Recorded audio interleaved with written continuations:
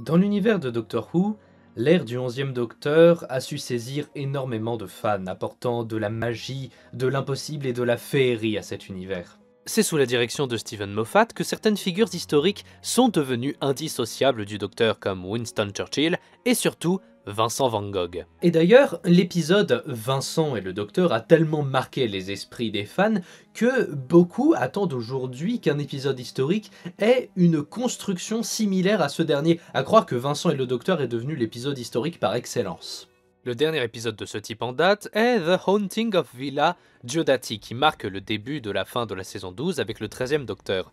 Cet épisode voit apparaître pour la première fois à l'écran la figure historique qu'est Mary Shelley, dont l'œuvre la plus connue est Frankenstein ou le Prométhée moderne. Certains et certaines d'entre vous savent probablement que Mary Shelley était déjà apparue auparavant dans l'univers de Doctor Who, mais peu d'entre vous sauront qu'avec The Haunting of Villa Diodati et avec le 13e Docteur, Mary Shelley en est en réalité à sa 3e apparition dans l'univers.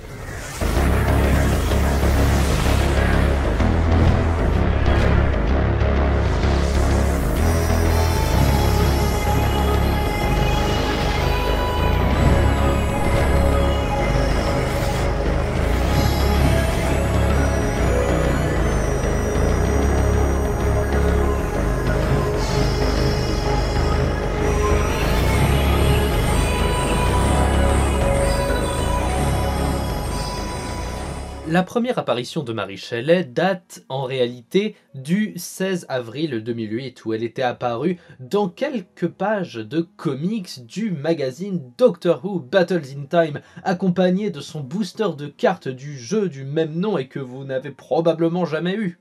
Dans cette petite histoire, le 10e Docteur est aux abords de la Villa Diodati alors qu'une créature humanoïde assez grande fait un arrêt dans les parages suite à un trop long saut transdimensionnel.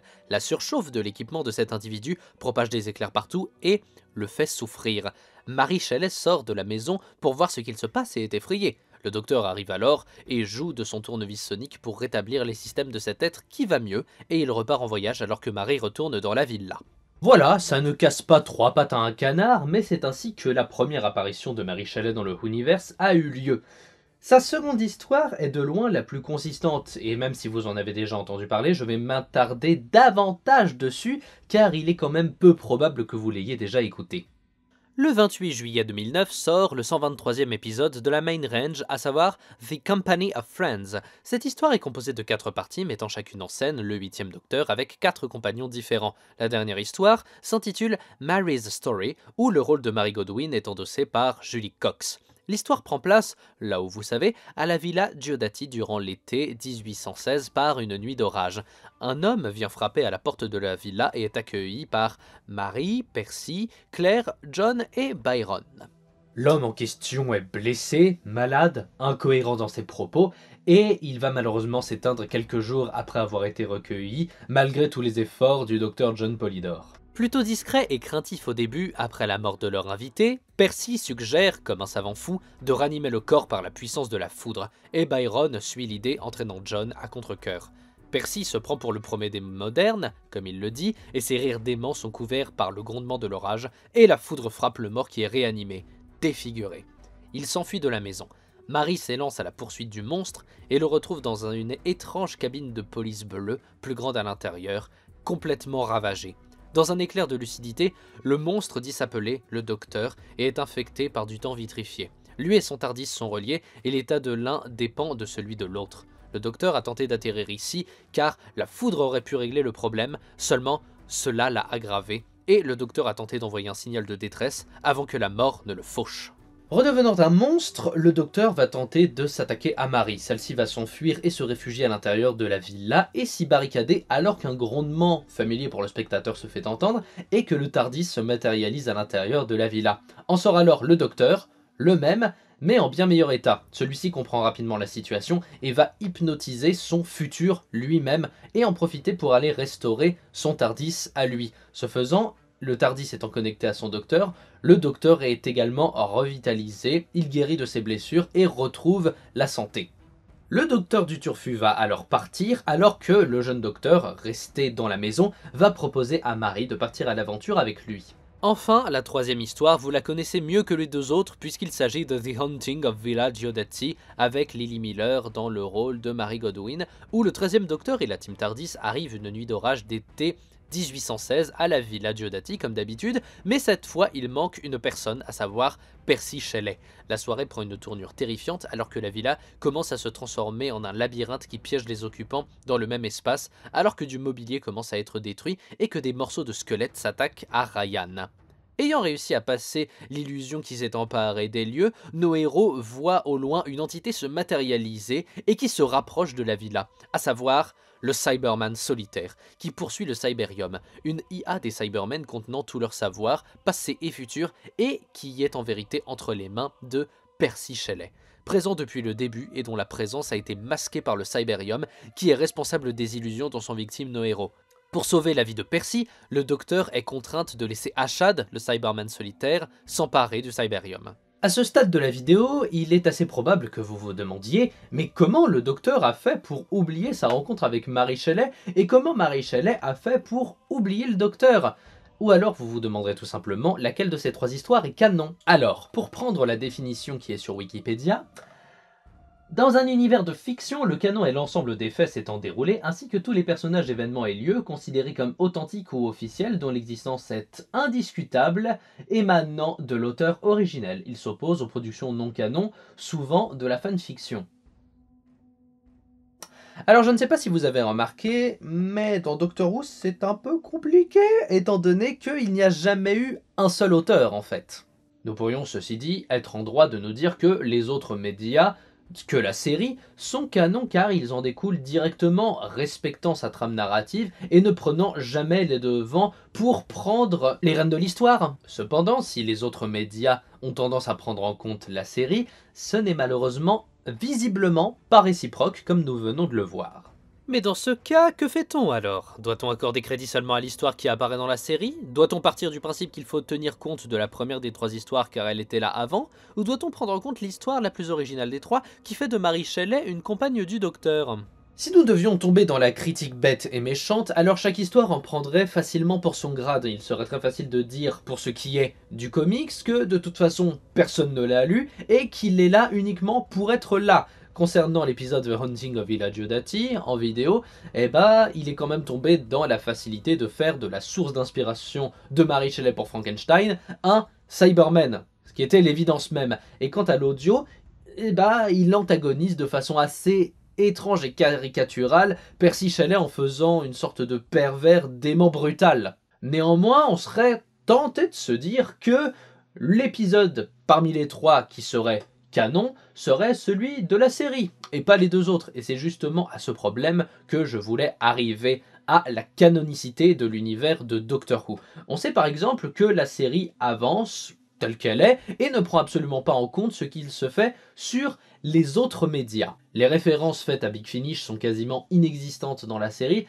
à l'exception d'une seule, en tout cas à ma connaissance. Certains et certaines savent de quel extrait je parle, qui est bien évidemment la régénération du 8e Docteur en Docteur de la Guerre, là où Steven Moffat a permis à Paul McGann, directement dans la série, de rendre hommage au travail de Big Finish en ce qui concerne son ère en tant que Docteur. Certains fans hardcore de Big Finish s'attachent corps et âme à ce détail dans la série pour justifier que absolument tout ce qui s'est fait chez Big Finish serait canon. Alors c'est bien mignon, mais ce n'est pas possible. Que l'ère du 8e Docteur en audio ait été validée dans ses répliques ne constitue pas une preuve suffisante et un élément suffisant pour justifier absolument tout ce qui s'est fait. Imaginez le temps qu'il vous faudrait en lecture et en recherche si vous étiez une autrice qui débarque fraîchement dans l'univers de Doctor Who et que vous vouliez écrire une histoire avec certains personnages et vous rendre compte que vous ne pourriez pas les utiliser car ils étaient en train de faire ceci ou cela ou encore autre chose dans un autre média. Ce n'est pas réaliste. Il est impossible de tout prendre en compte tout simplement, et même si nous des fois en tant que fans on a une excellente connaissance de l'univers, ce n'est pas le cas forcément de toute personne qui vient écrire dans cet univers, car Doctor Who n'est pas l'ensemble de leur vie tout de même. Considérez simplement que chaque personne qui écrit dans ce monde apporte une pierre à l'édifice, quel que soit le média, et que à la fin, à force d'apporter des cailloux, la construction ressemble plus à un bâtiment fait par numéro bis. Mais bon.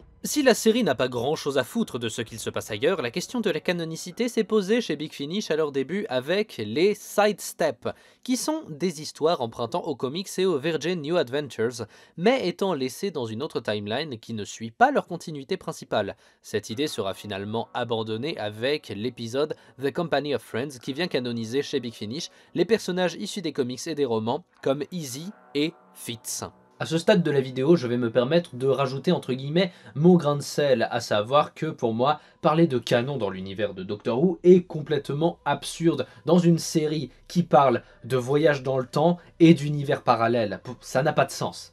Ceci dit, la question de la canonicité peut ressurgir quand, en tant que spectateur, on se demande qu'est-ce qui est nécessaire d'être vu, entendu ou lu pour comprendre l'histoire qui nous est racontée. Et dans ce cas, il est parfaitement légitime de se dire que la série se suffit en elle-même.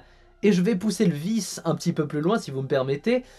La nouvelle série se suffit en elle-même. Et oui, je suis navré, mais pour comprendre Doctor Who aujourd'hui, il n'est absolument pas nécessaire de regarder l'ancienne série, car beaucoup d'éléments sont réintroduits dans la nouvelle. Nombre d'entre nous ont connu la série à partir des premières saisons de la New Who, et je ne crois pas que grand monde ne se sente en manque d'informations pour comprendre ce qu'il se passe. Et ça, c'est en partie dû à la brillante idée de Russell T Davies de séparer les deux séries par le terrible événement qu'a été la guerre du temps. Ma réflexion est terrible, n'est-ce pas? On pourrait presque croire que je sous-entends que l'ancienne série n'est pas canon du point de vue de la compréhension.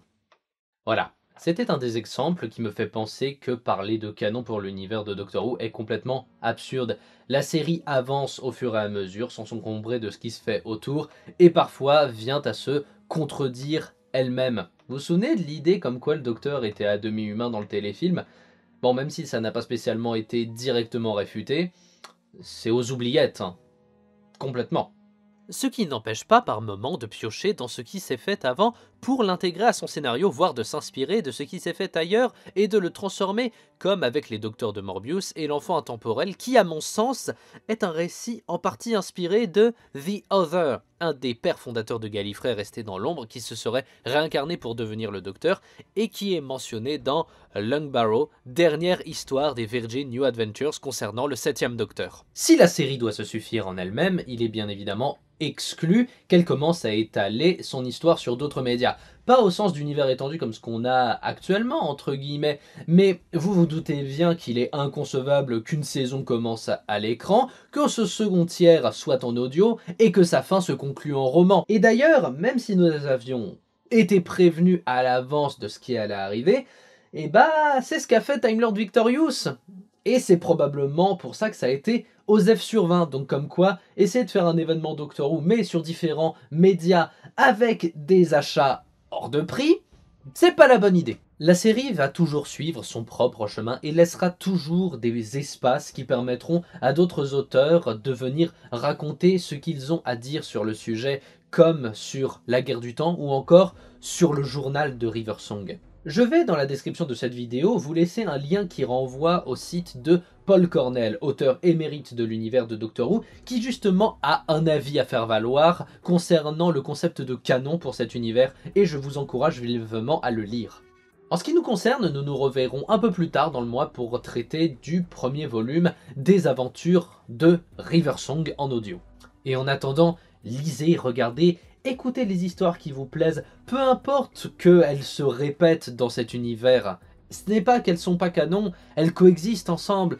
Because time is a big ball of wibbly wobbly timey wimey stuff.